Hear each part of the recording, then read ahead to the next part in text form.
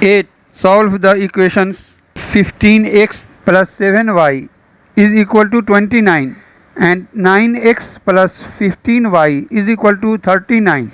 Let us suppose 15x plus 7y is equal to 29 equation 1 and 9x plus 15y is equal to 39 equation 2. To eliminate x, we multiply equation 1 by 3 and equation 2 by 5 for equal coefficient of x. 15x plus 7y is equal to 29 multiplied by 3. 9x plus 15y is equal to 39 multiplied by 5. So 45x plus 21y is equal to 87 and 45x plus 75y is equal to 195.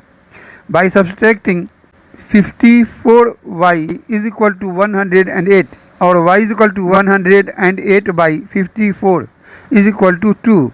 Now putting the value of y in equation 1, we find the value of x. So 15x plus 7y is equal to 29, or 15x plus 7 into 2 is equal to 29, or 15x plus 14 is equal to 29, or 15x is equal to 29 minus 14 is equal to 15, or x is equal to 15 by 15 is equal to 1.